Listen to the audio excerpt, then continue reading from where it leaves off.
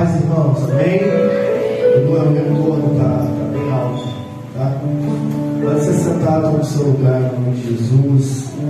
Para Deus, se você está aqui nessa noite, que bom que o Senhor nos trouxe aqui, né? Ouvimos a sua palavra, em nome de Jesus. Queridos, abra comigo sua Bíblia, por favor. Livro de Atos, capítulo 16. Amém? Atos, capítulo 16. Atos, capítulo 16, versículo de número 12.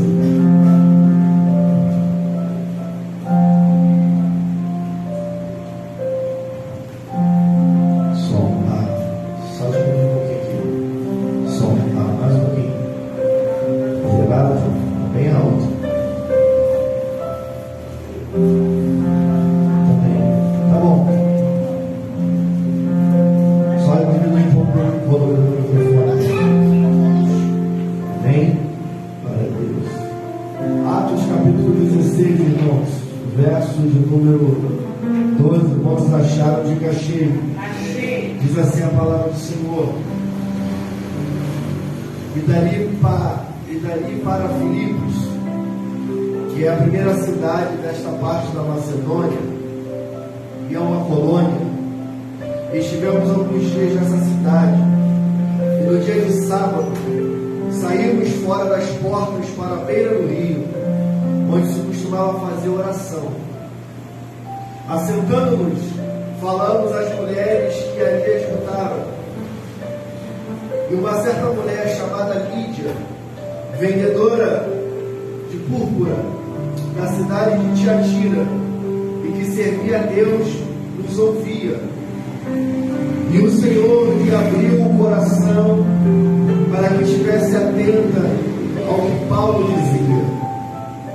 Depois que foi batizada, ela e a sua casa nos rogou, dizendo: se haveres julgado que eu seja fiel ao Senhor, entrai em minha casa e ficai ali.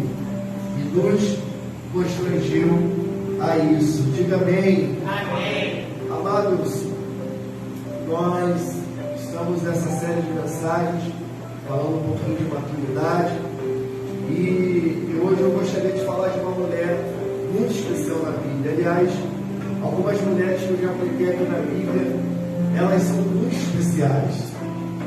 E eu já preguei aqui sobre Abigail. Qualquer dia eu vou novamente relembrar essa mensagem. Um dia nós falamos sobre a juíza Débora, né? E hoje eu queria falar um pouquinho sobre a vida de Lídia. Lídia é uma mulher que nós precisamos atentar à fé dela. Amém? E aí, para o tema dessa mensagem, dessa noite, eu gostaria de dar o seguinte tema: Lídia, um chamado maduro. Amém? Nós vamos ver como Lídia teve uma participação muito importante na igreja, no ministério de Paulo e no desenvolvimento de uma maturidade até aqui. Amém? Então, quando nós vamos ler a Bíblia, principalmente ali no livro de Atos, nós vamos observar essa mulher chamada Lídia. A palavra Lídia vem do grego Lúdia, que significa, que é um nome, na verdade, é um nome feminino, estrangeiro. E Lídia também significa trabalho árduo. Então, o nome de Lídia, nós vamos observar que tem duas vertentes aqui na Bíblia. Primeiro, é de uma mulher, como eu acabei de te falar, como eu acabei de te informar, uma das primeiras mulheres na Europa a se converterem ao Evangelho. E o nome Lídia remete do grego Lúdia, que significa trabalho árduo, né? Uma das suas definições. Uma coisa também que é importante ressaltar é que quando nós vamos falar sobre Lídia, nós não podemos confundir a Lídia, mulher de Deus, com a Lídia, que era uma das regiões de Tiatira, uma das regiões de Filipe. Então, você vai observar na Bíblia essas duas palavras, uma representando uma região. Por exemplo, nós aqui, segundo a Light, nós estamos na região da Itatiaia, amém? Mas alguns dizem Vila São Luís. Não, Vila São Luís que eu conheço é da Ponteosa para lá, né? Mas todo mundo fala, você mora onde? Mora na Vila São Luís. Não, mas Vila São Luís aonde? Não, ali perto do Jardim Guanabara. Então não é Vila São Luís, é Jardim Guanabara, é Itabira, bem? É Parque Duque, do outro lado. Aqui perto da Albino Parato, é Parque Felicidade. A pessoa fala que não, eu sou da Vila São Luís. Então, segundo o nosso endereço aqui é Itatiaia. Ok, irmãos? Então, como aqui Caxias, essa região é dividida por bairros, Jardim Paulicéia, Jardim 25, Vila São Luís, Lídia também era uma região. E era uma região, irmãos, muito importante na Ásia Menor. Por quê? Porque era uma região que ficava nas áreas mais férteis e áreas que tinham muito cultivo ali nas penínsulas. Ficava numa localização privilegiada. E por quê? Porque ela ficava perto de rotas, ficava perto de um porto. Então ela era uma cidade de rota que ligava o interior da Ásia Menor à costa. Então era uma cidade muito frequentada, principalmente na parte comercial. Amém? E Lídia agora a discípula, Lídia agora a mulher, ela vem de uma região chamada Tiatira, que é uma região na cidade de Filipos, que se tornou famosa também por vender um tecido, por vender um tipo de coloração que fazia, pintava os tecidos. Nós vamos ver um pouquinho mais na frente isso, amém? Mas a primeira coisa que nós precisamos entender sobre Lídia é que ela é uma mulher como todas as outras, mas que tem algo especial na vida dela. Pastor, e o que tem de especial na vida dela? Lídia era uma vendedora, era uma empresária. A Bíblia fala, em Atos capítulo 16, versículo 14, que ela se chamava Lídia, mas também era vendedora de púrpura. Então ela era uma empresária muito rica. Era uma mulher que tinha muitas posses.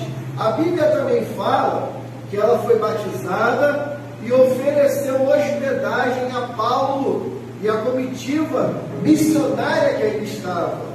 Lídia também, depois de ter sido batizada, ela abre a casa dela para receber os homens de Deus. Lídia também era uma mulher de posição. Por que uma mulher de posição, pastor? Porque ela era cabeça de família. E provavelmente uma mulher que era cabeça de família era porque ela era viúva ou porque ela era solteira. Então, ela era uma mulher que era de tamanha importância para a sua cidade. Era uma mulher que era muito relevante na sua cidade. Então, essa mulher marca muito as nossas vidas quando nós formos fazer uma leitura mais apurada sobre a vida dela. E a Bíblia também vai dizer, em Atos, capítulo 17, versículo 12, que, além dela, muitos creram. E outras mulheres nobres gregas, a Bíblia fala assim, também mulheres gregas de classe nobre, e não poucos homens. Então, quando a Bíblia vai relatar mulheres gregas nobres, porque eram mulheres provavelmente que tinham uma influência na sociedade. E Lídia é essa mulher. Amém? Mas o que eu gostaria hoje de tratar com você é justamente sobre o chamado maduro de Lídia. E aí, irmãos, a gente precisa entender algumas coisas aqui nessa noite. Amém? Então, vamos lá. Lídia era uma comerciante. Ela vendia uma espécie de corante purpurinos lá em Tiatira, e ela era renomada por causa disso. Então, Lídia, além de ser uma mulher que ouviu a palavra, ela era uma comerciante, ela era alguém que desenvolvia a economia aonde ela estava. Ela era uma mulher que marcou o seu tempo. Lá, Atos 16 vai dizer também que ela era prosélita judia. Pastor, o que é ser uma prosélita judia? Ela era uma mulher convertida ao monoteísmo judaico. Ela, por ser grega, não seguia a cultura da sua região, mas a Bíblia chama ela, dá a entender que ela era uma prosélita, uma mulher que já havia se convertido ao monoteísmo, ou seja, apenas um Deus, o Deus do judaísmo.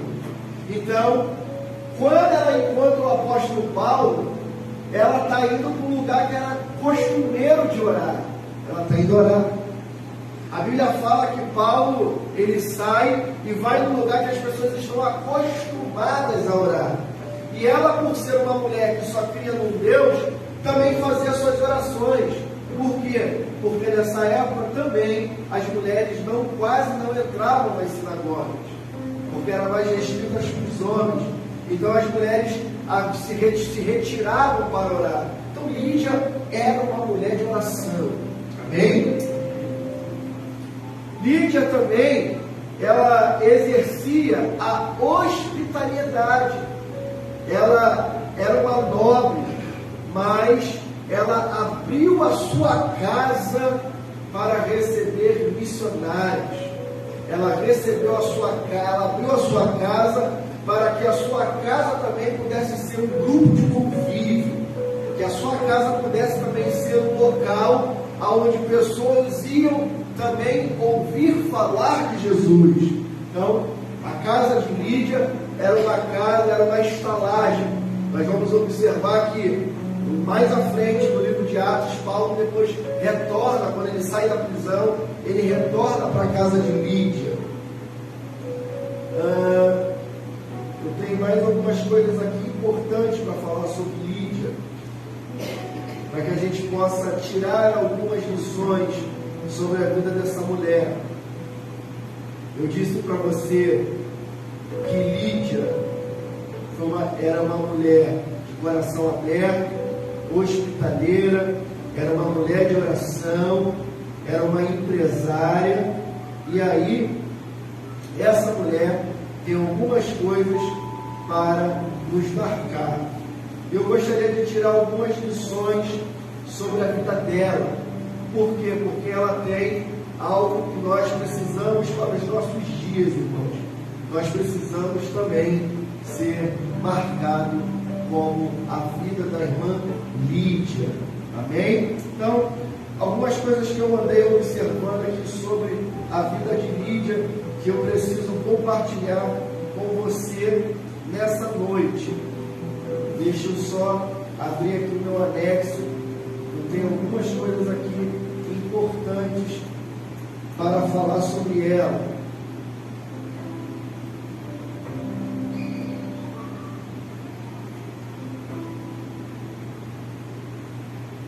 Então, a primeira coisa que a gente precisa compreender sobre a vida de Lídia é que ela era uma mulher temente a Deus.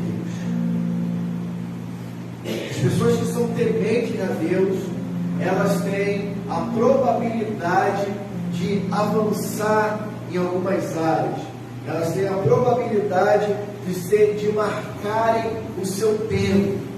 E Lídia, ela marca o tempo dela, ela marca a casa dela. Lídia marca o nome dela na história, porque ela é temente a Deus. O versículo 14, coloca aí, Eduardo, para nós darmos uma passeada aqui na Bíblia rapidinho. Deixa o versículo 14 firmado aqui para mim. Bota aí. Uma certa mulher chamada Lídia, vendedora de púrpura na cidade de Tiatira, que servia a Deus, nos ouvia, e o Senhor abriu o coração para que estivesse atenta o que Paulo dizia. O texto diz que ela servia ao Senhor. O texto diz que ela já servia a Deus, que era uma mulher temente, mas lhe faltava alguma coisa ainda. Faltava-lhe o conhecimento sobre o Filho de Deus. A Bíblia também vai dizer que ela tinha um coração aberto e nos ouvia, e o Senhor lhe abriu o coração. Irmãos, preste atenção no que eu vou lhe dizer. Não adianta nós sermos tementes a Deus se o nosso coração não está aberto para Ele. Não adianta o nosso coração, nós falarmos, eu creio em Deus, né? Eu creio em Deus Pai, Deus Filho, Deus Espírito, dizer o credo, se o coração não está aberto e inclinado para aquilo que Ele quer fazer. Aleluia. Deus, Ele quer ministrar às nossas vidas coisas sensacionais.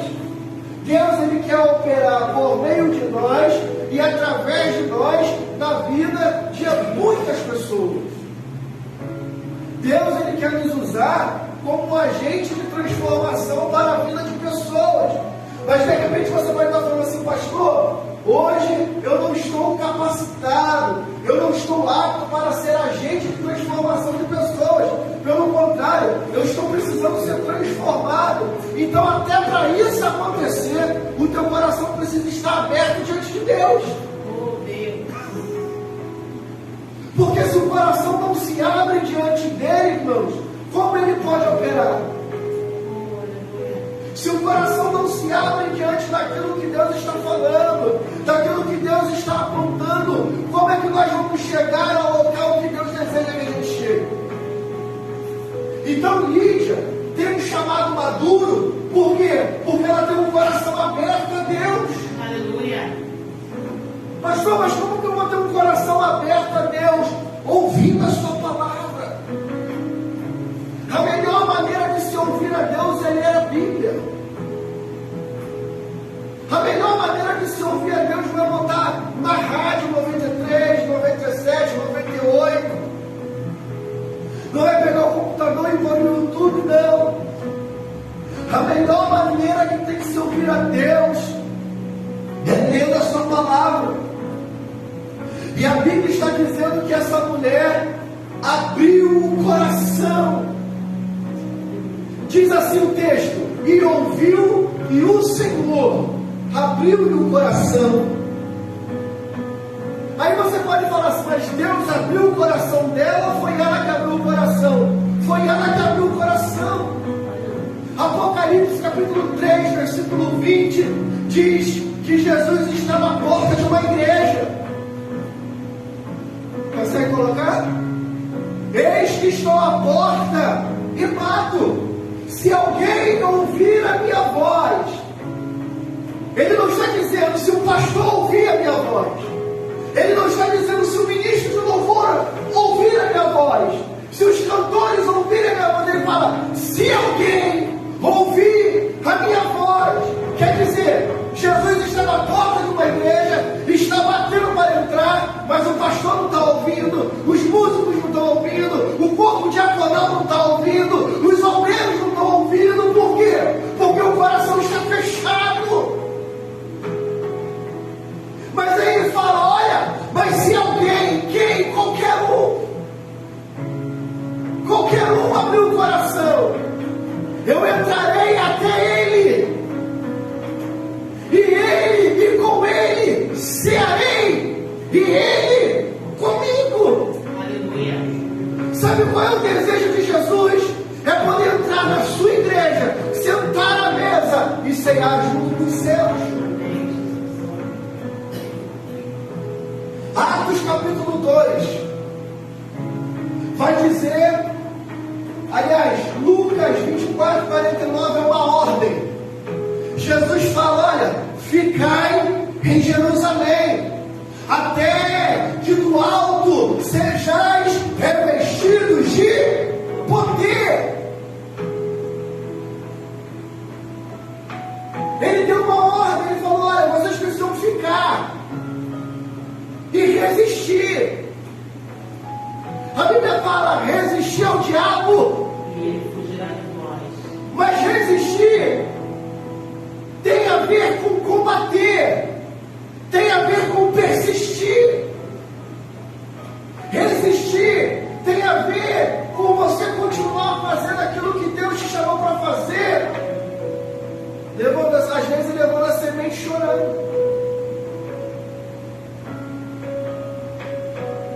E ele fala: olha, vocês precisam ficar.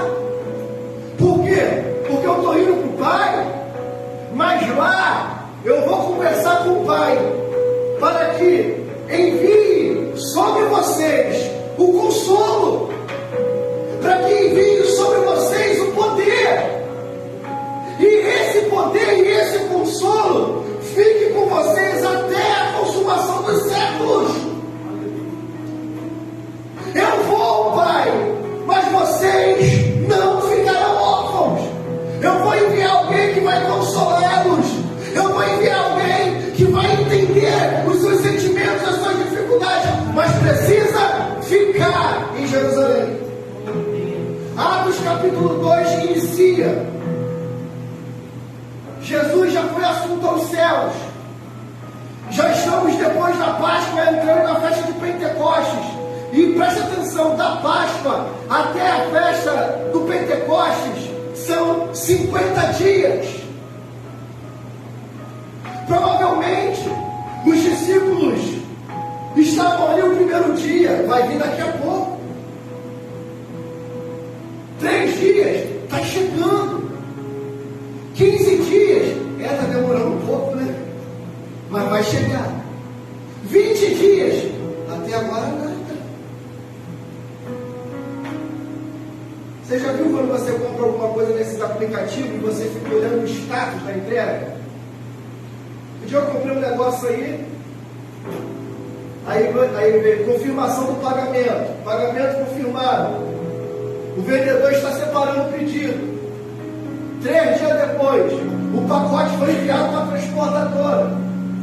4 dias depois, está agora no despachante aduaneiro, que veio da China. Rapaz, até o negócio chegar anteontem para mim demorou uns 25 dias. E todo dia eu vou entrar lá para ver onde está.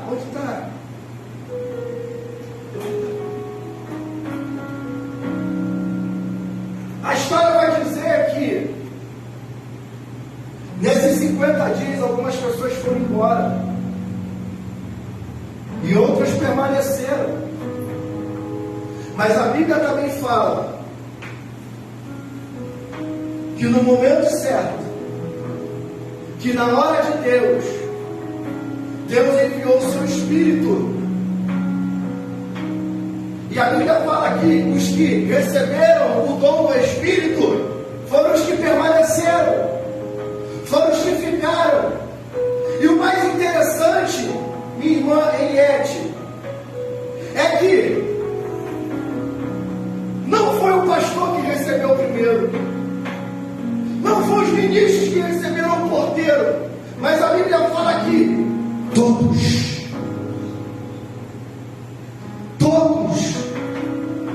os que estão no salão, todos os que estão na sala das crianças, todos os que estão nos anexos, na cantina, a Bíblia fala que não houve distinção daqueles que receberam o poder, e todos viram a mesma coisa, línguas como de fogo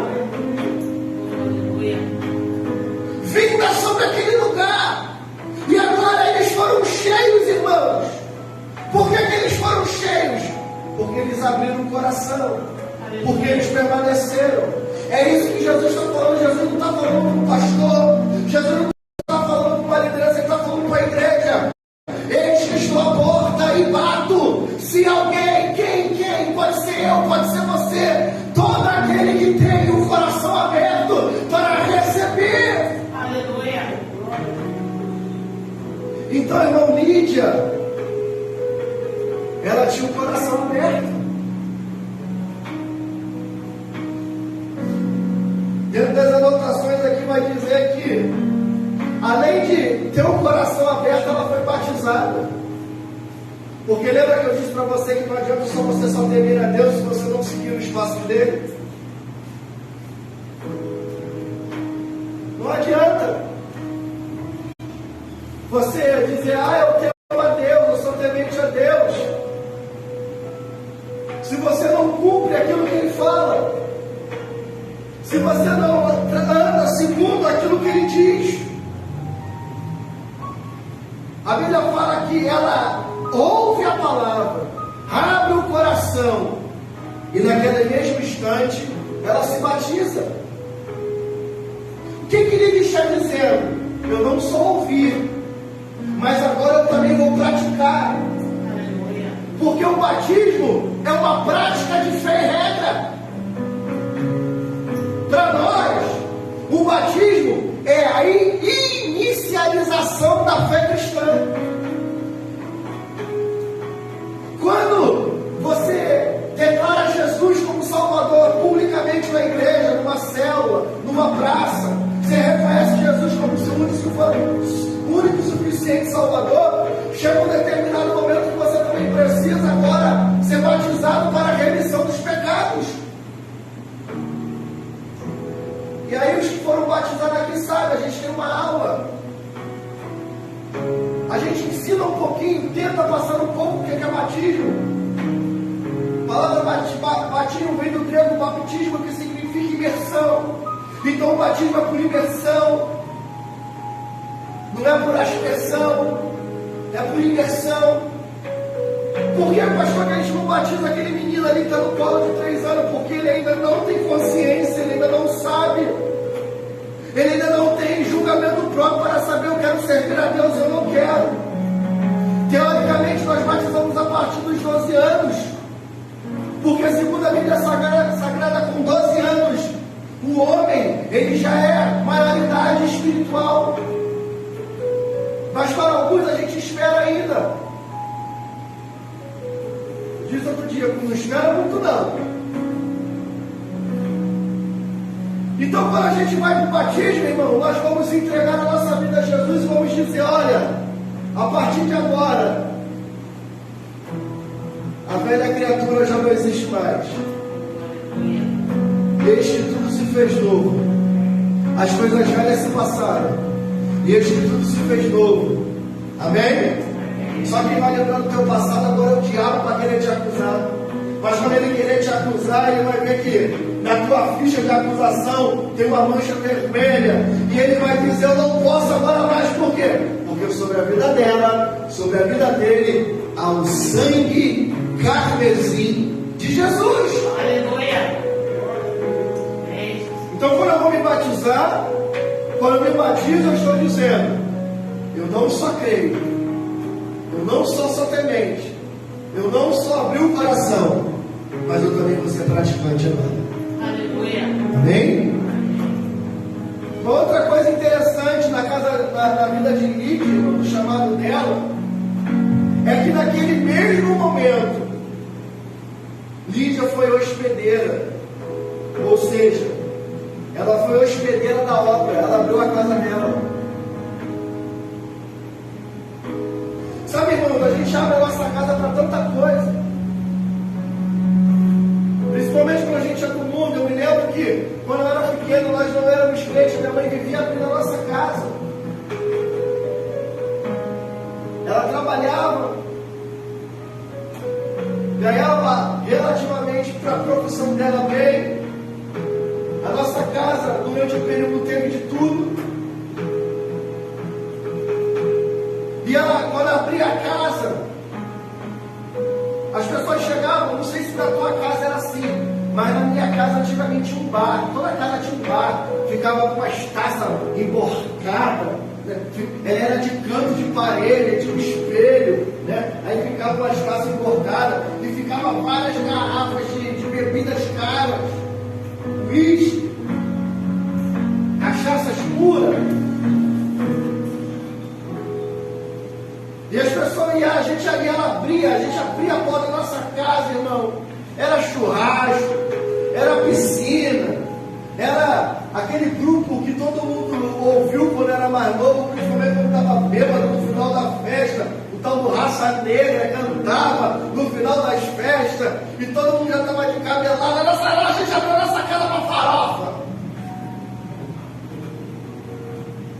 E lá em casa era bem eclético, de Raça Negra a Luiz Miguel.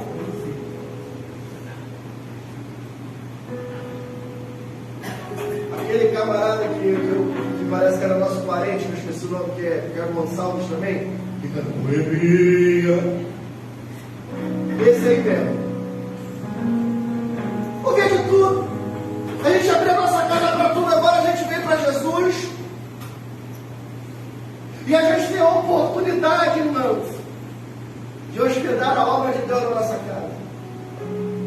nossa casa pode ser uma extensão para a nossa igreja. Eu não estou dizendo que na tua casa tem que ter culto todo dia. Eu não estou dizendo que você tem que botar qualquer um na tua casa. Mas eu estou dizendo que todos aqueles que têm a oportunidade de ter intimidade de entrar na tua casa, eles vão conhecer Jesus. Porque nós só servimos a Jesus. Tem muito crente que as pessoas vão na casa dele e ele não fala de Jesus nem um minuto. Ele fala que o vizinho trocou o carro, ele fala que a vizinha brigou, ele fala do Big Brother, ele fala do Flamengo, ele fala do Vasco, ele fala do Lula, ele fala do Bolsonaro, mas de Jesus ele não fala. Então, irmãos, Lídia me mostra que ela pode ser temente, ela pode ter o coração aberto, ela pode ser praticante e ela pode fazer a obra. Não tem desculpa para não fazer a obra. Ah, Deus só chamou o pastor. Não. Todos nós fomos chamados para ganhar vidas para Jesus. O chamado é universal. A gente não pode confundir dom com chamado. De repente eu tenho o dom da palavra. Como o irmão ali tem o dom da oração. Ele ora, é um homem de oração. O outro ali, quando estende a mão, as pessoas são curadas, o homem cura. Então Lídia, ela abriu o coração, ela abriu a casa dela, e a casa dela hospedou os missionários naqueles dias.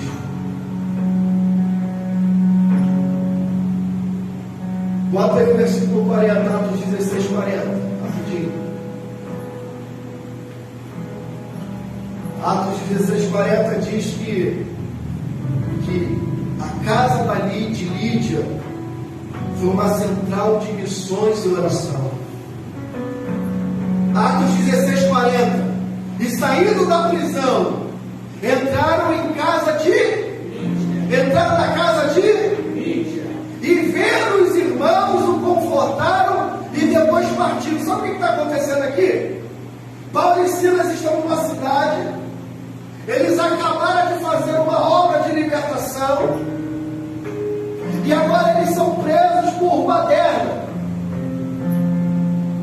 São açoitados, são humilhados.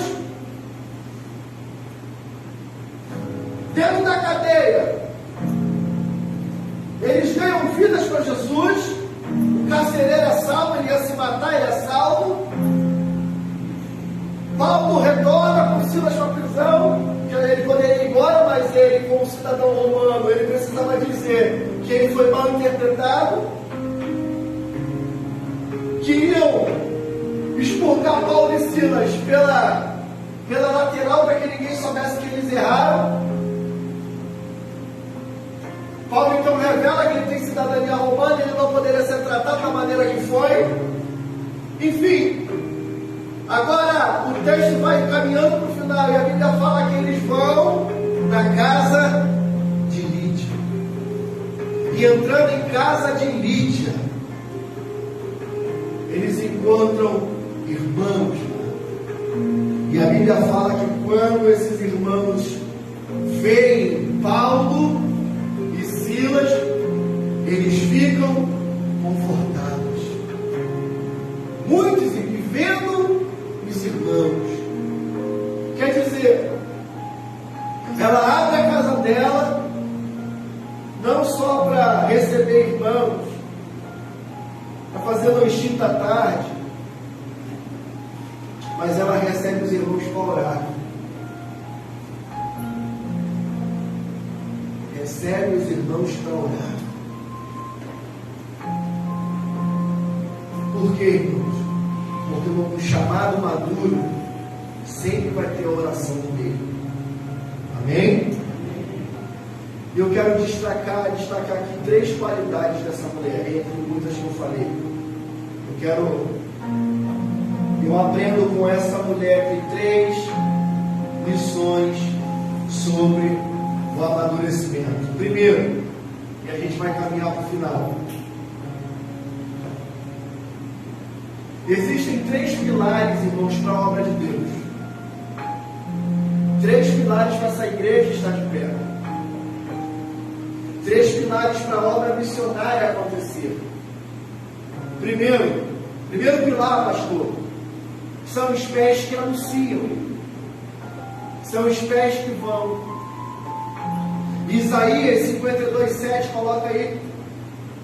Isaías 52:7 vai dizer assim: quão formosos são sobre os montes os pés dos que anunciam as boas novas, que faz ouvir a paz, do que anuncia o bem, que faz ouvir a salvação, do que diz a Sião, o teu Deus reina.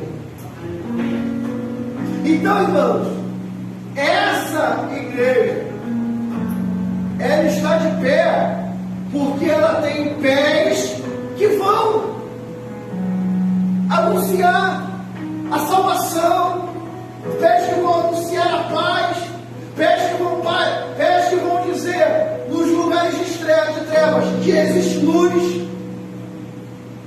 Lídia, eu consigo olhar em Lídia essa característica dos pés que vão anunciar a palavra, pés que vão anunciar a paz. Sabe, irmãos, às vezes a gente se apressa para tantas coisas e não se apressa para a obra do Redentor. Segundo, uma igreja como essa, ou como qualquer uma outra que fala de Jesus, ela precisa ter joelhos que se dobram. Efésios 3:14. Joelhos que se dobram. Por causa disto, me ponho de joelhos perante o Pai do nosso Senhor Jesus Cristo. Uma igreja que não ora, uma igreja que não busca em Deus através da oração dos joelhos dobrados, não pode ver milagre. Uma igreja que não cresce através da oração dos joelhos, ela não cresceu, ela inchou. Precisamos ter uma igreja que dobra os joelhos para orar. Precisamos ter uma igreja, irmãos, que dobra o joelho para clamar ao Pai milagre, que clame a Deus trabalhadores para a seara. Porque, irmãos, a oração, ela faz parte da vida do cristão. Sabe quando a gente deixa de orar? É quando a gente está alegre. Sabe quando a gente deixa de buscar a Deus? É quando a gente está alegre. Quando a felicidade bate, quando a bênção chega, você relaxa.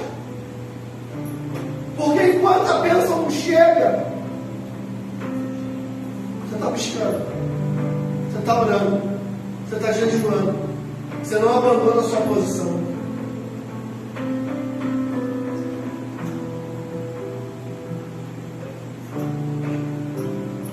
Sabe quando a gente relaxou? Quando a gente achou que a gente estava em cima da carne seca.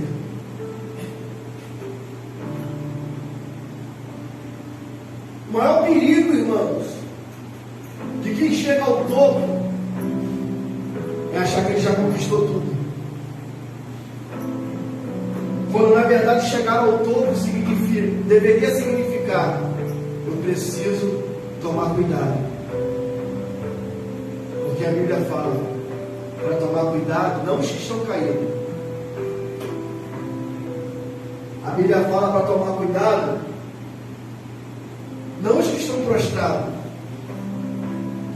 Mas ela fala para tomar cuidado aqueles que estão de pé.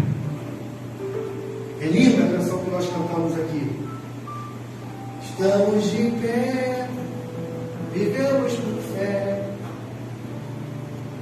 É lindo, mas é nesse momento que a gente relaxa, que a gente vacila, que a gente baixa a guarda. Eu gosto de ver filme, né? Principalmente filme antigo assim, por exemplo, rock. né? Rock Balboa. É claro que ele só ganha porque ele é o protagonista do filme, né? Mas pode reparar, se você pegar do 1 ao 7, do 1 ao 10, hoje tem 10 filmes dele. Pode reparar que ele só vence o adversário quando o adversário acredita que já venceu ele.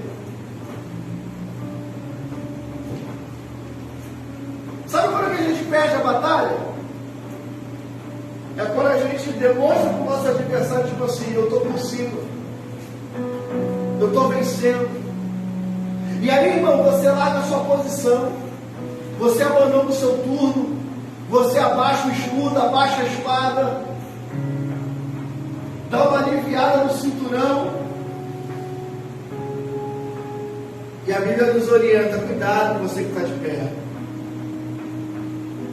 Você chegou até aqui, mas tem uma milícia de demônios querendo te destruir, querendo acabar com o que você conquistou até aqui. E aí, irmãos, é nesse momento que nós precisamos de uma igreja que ora. Aleluia. As irmãs que oram têm vitória para contar. As irmãs que oram, lá no céu tem um lugar. Por que não os irmãos que oram? Nós sempre terceirizamos isso para as mulheres. Vai ver na oração, como os homens. Vai ver nas consagrações de manhã, um ou outro aposentado aqui e ali, 2 ou 3 desempregados, que está fazendo voto, diversos com Deus para voltar a trabalhar. E aí quando volta a trabalhar, esquece tudo que prometeu. Mas quem que está? No sábado de manhã as mulheres, no dia de semana as mulheres. Mas para o nosso público aqui hoje tem mulher. E os homens? Estão sempre terceirizando aquilo que eles poderiam estar fazendo. Por que há uma explosão de avivamento no meio das mulheres? Por que as igrejas investem em mulheres? Porque mulher tem um coração aberto para ouvir a voz de Jesus. Amém. E homens são coração duros, de pedra. Então deixa eu te dar um segredo aqui de um chamado maduro, de uma oração madura. Senhor, tira o coração de pedra e coloca o coração de carne. Aleluia. Então, irmãos, joelhos que se dobram são joelhos que vê milagre. São joelhos que buscam o impossível. Joelhos que se dobram. E eu não estou falando, irmãos, justamente de dobrar o joelho para orar, porque tem gente aqui que de repente não consegue mais. Mas joelhos que se dobram são pessoas que não são altivas, não são arrogantes, estão dispostos a aprender coisas novas. Sabe qual é o grande problema do crente, irmãos? E eu tenho observado isso já há algum tempo. Não são abertos ao novo, porque o novo assusta. O novo mexe com aquilo que a gente domina.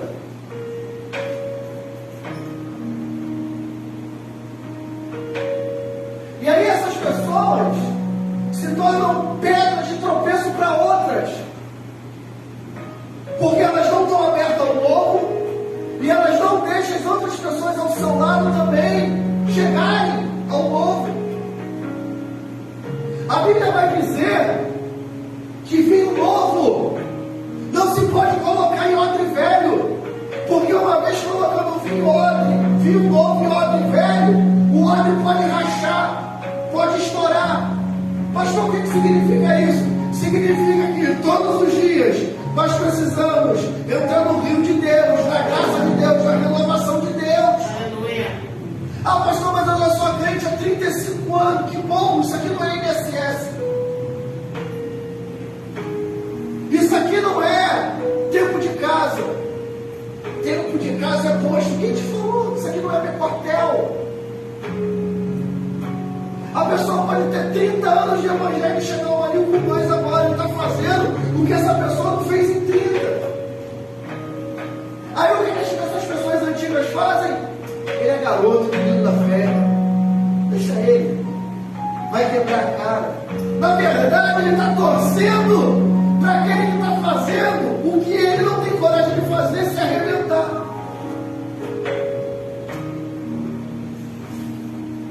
Comportamento de irmão mais velho.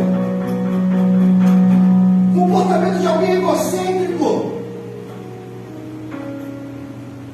Eu participei de um ministério aonde eram 8 pastores. 6 pastores. 2 evangelistas. 2 presbíteros. E ainda tinha alguns diáconos que pregavam. Irmão, eu tinha que ver a farofa que era quando a escala saía. Joe, já fez isso. Você não pregou uma vez esse mês? Na terça-feira que não vem ninguém? Aí Joe pensando, eu estou aqui todo dia. E o estrelinha vai pegar comigo à noite, quase não vem. Imaturidade.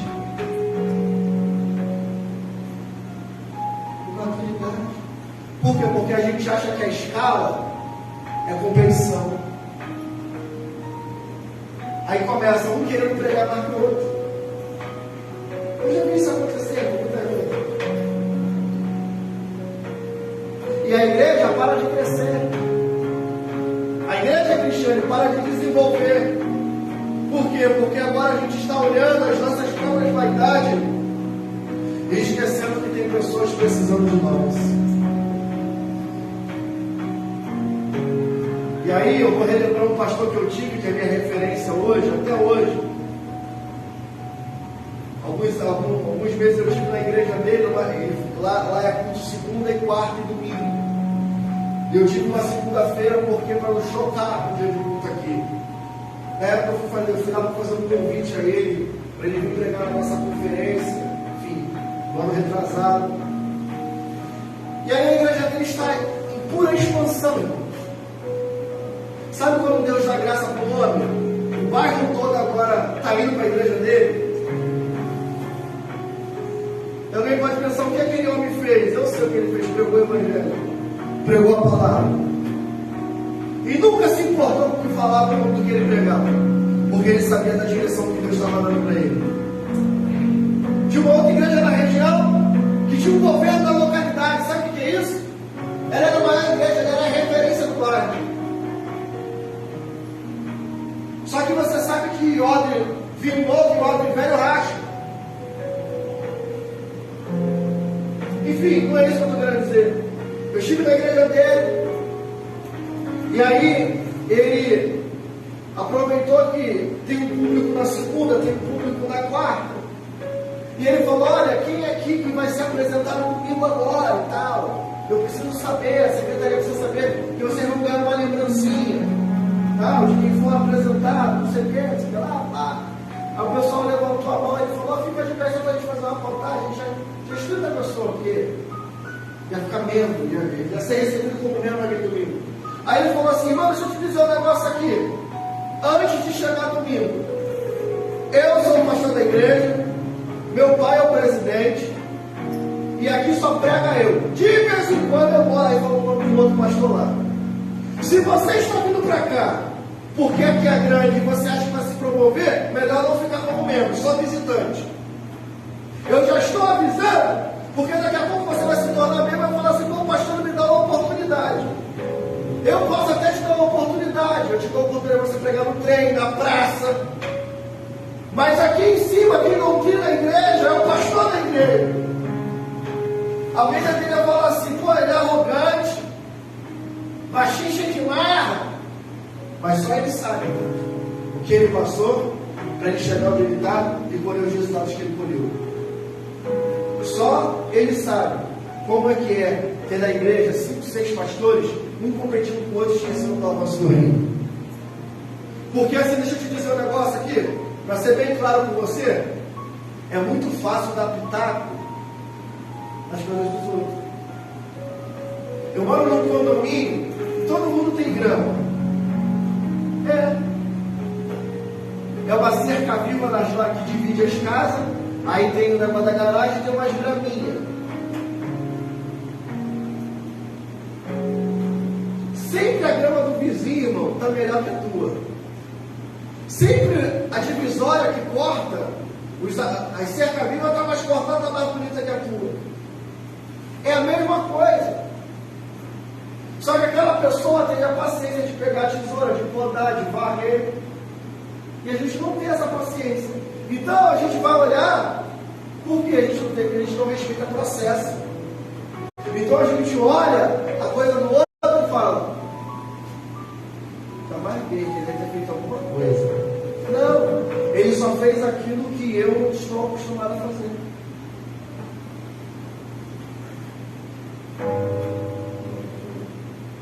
Então a gente tem que tomar cuidado com essas coisas. Joelhos que se dobram. E por fim, nos 3 pilares que eu vejo no ministério de Lídia, está ligado, é o que está lá em Filipenses capítulo 4, versículo 14. Coloca aí agora. Filipenses capítulo 4. Nós vamos ler até o 20, tá, Eduardo? Vou fazer uma leitura aqui rapidinho. Todavia fizeste bem em tomar parte na minha aflição. E bem sabeis que também, ó Filipenses, que no princípio do Evangelho, quando parti da Macedônia, nenhuma igreja comunicou comigo com respeito a dar e a receber, senão vós somente. Porque também, uma outra vez, me mandastes o necessário a Tessalônica. Não que procure dádivas, mas procure um fruto que cresça para a vossa conta. Mas bastante tenho recebido e tenho abundância. Cheio estou, depois que recebi de Epafrodito o que da vossa parte me foi enviada, como cheiros de suavidade e sacrifícios agradáveis e aprazíveis a Deus. O meu Deus, porém, segundo as suas riquezas, suprirá todas as vossas necessidades em glória por Cristo Jesus. E 20, ora, o nosso Deus e Pai seja dado glória para todos sempre. Amém. Terceiro pilar e último para a gente encerrar, são mãos que contribuem. Tem gente, irmã Eliette, que os pés estão disponíveis para ir anunciar. Outras pessoas já não conseguem mais usar os pés para anunciar, então elas têm o joelho para dobrar. E outras pessoas têm mãos para contribuir. E o sensacional nesse texto, que nós acabamos de ler, é que quem está mandando uma oferta para o ministério de Paulo é uma das igrejas mais pobres que se tinha. Há registros que essa igreja em Filipe era uma das igrejas, uma das congregações mais pobres que se tinha. Mas é aquilo, irmão. Ninguém aqui é pobre o suficiente que não tenha algo para dar para alguém.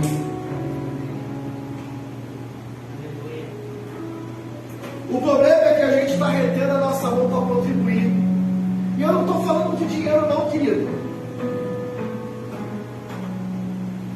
É contribuir às vezes com uma limpeza da igreja. Ninguém nunca está disponível. Nunca pode. É contribuir com uma cantina. É contribuir com o social. Cadê? Os irmãos se levantando, a gente fala tanto, irmão, mas a gente tem que olhar para dentro da nossa igreja primeiro. A gente vai muito apontar a estrutura do outro, mas tem que olhar aqui para dentro. aterro social que ninguém faz mais. Não vê mais ninguém chegando com 1 quilo de arroz, 1 quilo de sal, 1 quilo de feijão. Para preparar para a gente dar para o necessitado, para quem está precisando. Não se vê mais. Nós estamos preocupados em fazer o nosso. Se eu fiz o nosso, tá bom, é aquele feijão com arroz, tá bom, vai embora daqui.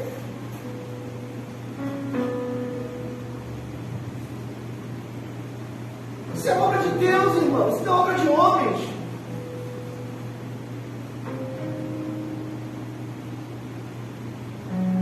Então só existem mãos que contribuem. Existe a contribuição financeira? Existe, claro. Você acha que é para a gente estar dentro dessa estrutura aqui hoje? Não precisa de uma contribuição financeira? A irmã está dizendo que está com frio, vai dar um calor danado lá fora. Mas ela está com frio. Pode ligar o ventilador ali atrás. Aí você acha que para a irmã sentir frio aqui dentro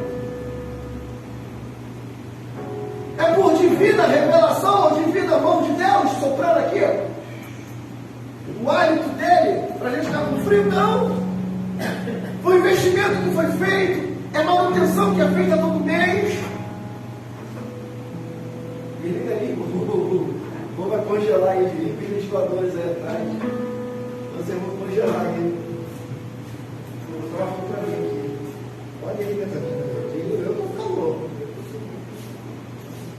Aqui esquenta, né? Aqui em cima esquenta. Aqui em cima esquenta, irmão. Hoje eu cheguei mais cedo aqui, já que o Eduardo não ia poder chegar no horário que ele costuma, e a gente sai mais cedo do trabalho. Eu cheguei aqui hoje com a minha esposa. Começamos a ajeitar algumas coisas aqui. E eu falei para ela, lembra quando nós chegamos aqui, como é que é isso aqui?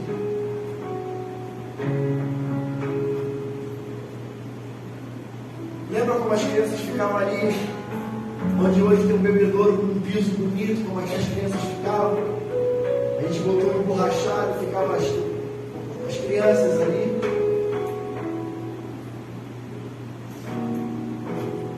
Aí Deus me fez, dar um olhar de 365 graus para cá. Falei, rapaz, olha como Deus tem sido bom conosco. Temos instrumentos musicais, temos computador para telão, computador para live, ventiladores, ar-condicionado, temos um som bom,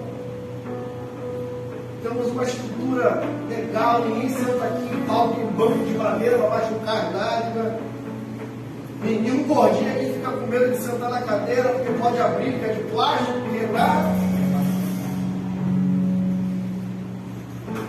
Alguns anos atrás fui pegar uma igreja, 2, 3 anos fui pegar uma igreja de Benjamin, era pequenininho, estava assim igual o Davi dormindo. Fui pegar na igreja do amigo meu, Campo Grande. A Carla sentou, daqui a pouco a cadeira foi fazendo assim. Ela, me ajuda. A cadeira foi abrindo, irmão. Ela lembra disso? Terrível isso. Teve que remontar 2 cadeiras para ver se. Então, você está compreendendo, irmão? Mas de repente a gente podia ficar no conformismo. Não, tá bom. Mas para a gente estar aqui assim, desse jeito, são mãos que contribuem. Aleluia. As pessoas aqui, irmão, já recebendo dádiva de Deus, processos na justiça, falou, pastor, estou mandando uma oferta para a igreja especial aí. Trabalhadores que saem cedo de casa, pegam um ônibus, trem lotado, trabalham dia sim, dia não, trabalham sábado, trabalham domingo, chega aqui e contribui na esperança, primeiro sendo fiel a Deus, segundo entendendo que nós temos, que a igreja tem, que a IPCAP tem feito uma boa administração. Irmãos, escuta o que eu vou te falar. Alguns meses atrás, o envelope que você dava, o dízimo, dava uma oferta, era um papel A4 colado, que as crianças colavam ali atrás. E eu mandava imprimir no trabalho, uma xerox, tirava uma matriz, tirava a xerox. Era um negócio horrível, um negócio feio. Hoje tem um papel de qualidade específico para isso, para fazer envelope. Chegou esses dias aí, papel de evangelismo para poder entregar para o pessoal ali na rua para dizer para eles: ó, Jesus te ama. A gente voltou aqui, irmãos, presentear aniversariante do mês. É uma caixinha de bis, se você quer saber, mas é algo que a gente está mandando. A gente está dizendo assim: obrigado por você ser membro dessa casa, obrigado por você estar com a gente aqui. Terminamos de pagar esse mês a obra da igreja que iniciou um ano atrás. Esse mês cheguei aqui na casa material e entreguei. Está aqui, já acabou. Falta apenas 3 prestações para terminar de pagar essas cadeiras. Eu já estou perguntando se o cara já não quer me vender mais 20. É, irmão.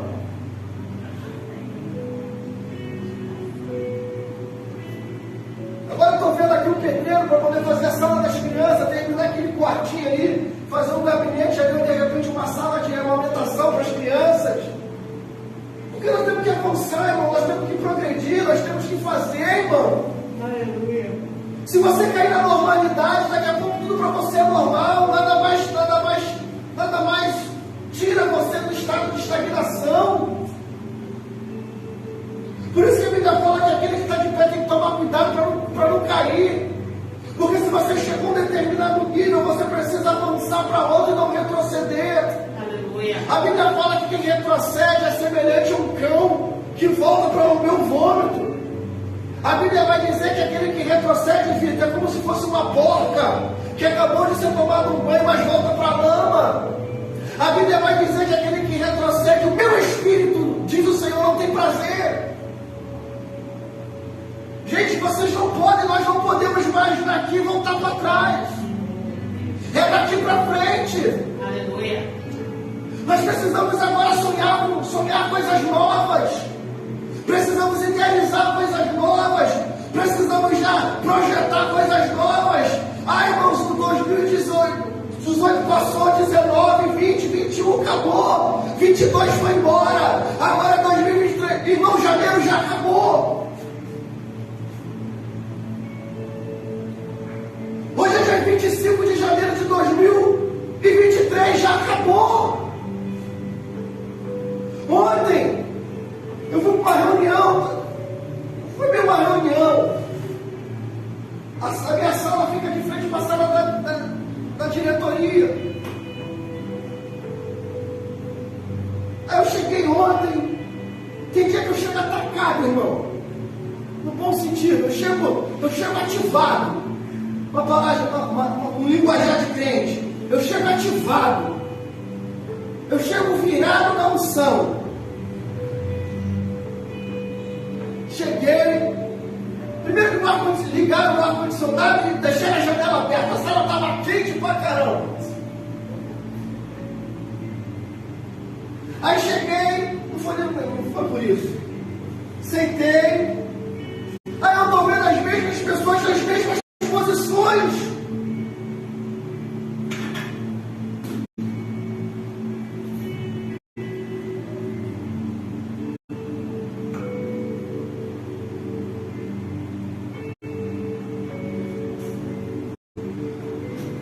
Eu olhei aquilo, falei: caramba, acho que não estou entendendo as coisas aqui.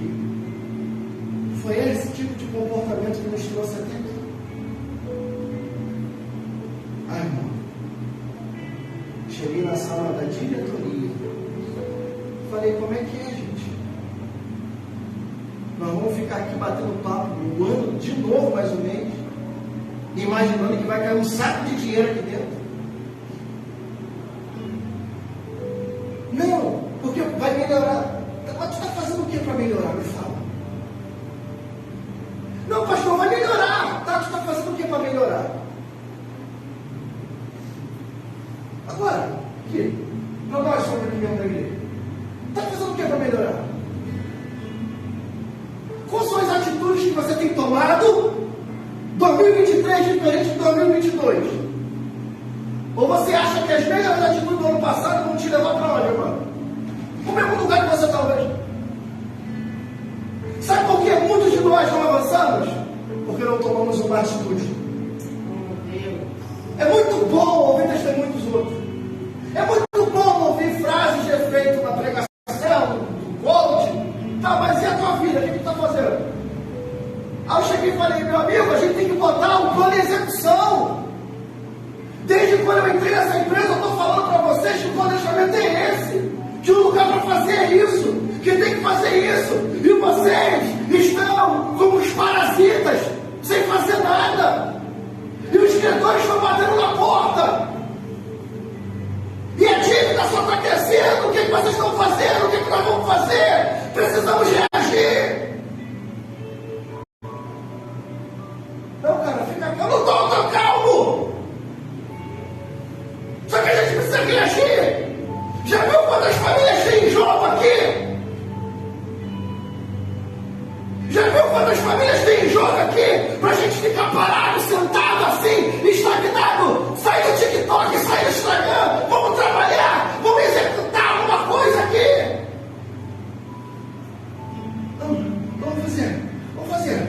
Vamos fazer. Começa agora. Porque tem gente lá embaixo querendo ver a nossa atitude aqui em cima. Tem funcionário lá embaixo querendo ver a nossa atitude aqui em cima. Não adianta quando o pau cantar, vocês meterem o pé dentro do carro e ir embora. Quer ver atitude, gente?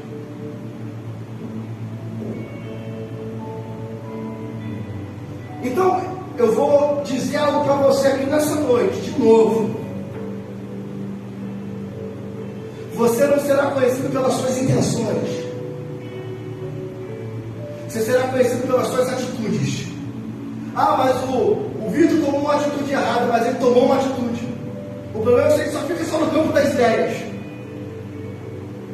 Porque eu vou fazer alguma coisa aqui, vou ganhar 15 mil. Tá.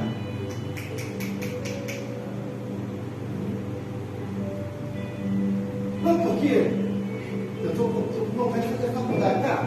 De quê? Para quê?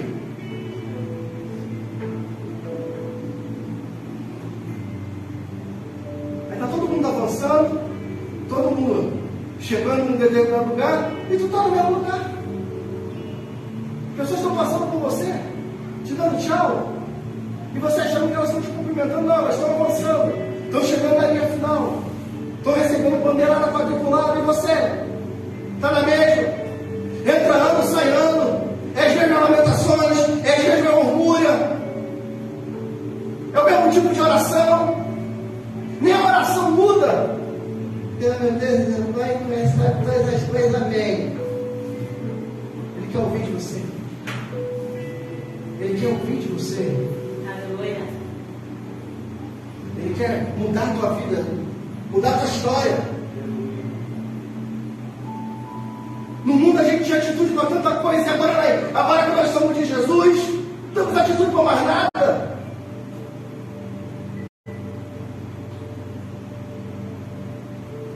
Também tu metia a mão, fazia, acontecia.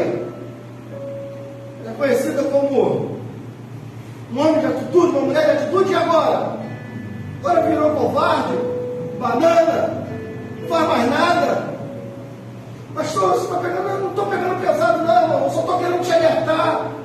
Só que eu quero despertar você, desperta tu que dorme. Acorda, desperta.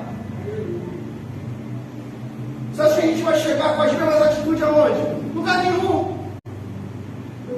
Não adianta as almas vir aqui, se a gente não cuida, não abraça, não telefona, não pega o número. Quantas pessoas entraram aqui, irmãos, e a gente, perdão da expressão, fez pouco caso. Cadê as pessoas que nos visitaram? Já ligamos, já telefonamos, já convidamos. Ganhador de alma é chato. O ganhador de alma é insistente. Sabe qual é a maior qualidade do vencedor? É a persistência. Ele persiste até conseguir. Mas ele persiste com atitude.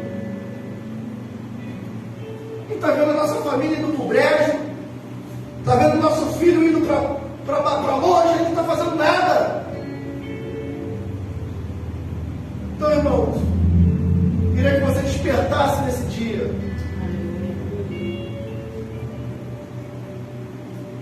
pés que vão, joelhos que se dobram e mão que contribuem. Não estou falando de dinheiro.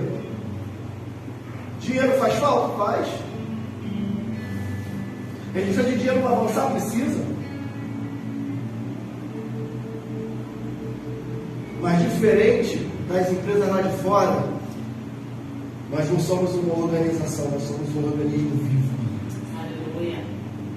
Somos uma organização em termos de CNPJ, mas como Bíblia Sagrada somos um organismo vivo porque somos um corpo. Eu posso dizer, eu posso afirmar para você, entre a minha empresa, a empresa que eu trabalho e essa igreja aqui, Deus tem mais compromisso com essa igreja aqui. Aleluia.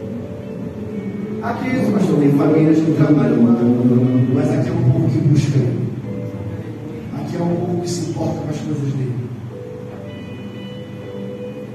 Se você se importar com as coisas de Deus, cara, Deus também vai se importar com as tuas coisas.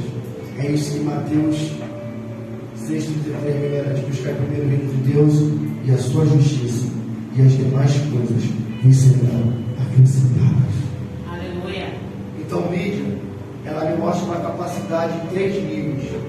Se o meu pé não pode ir, o meu joelho vai orar para quem está indo. Se os meus pés não podem ir, a minha contribuição vai chegar para quem está pregando. Pés que vão, joelhos que se dobram e mãos que contribuem. Qual nível você está? Amém? Só uma reflexão simples. Posso ouvir glória a Deus? Glória. Vamos aplaudir o Senhor por essa palavra.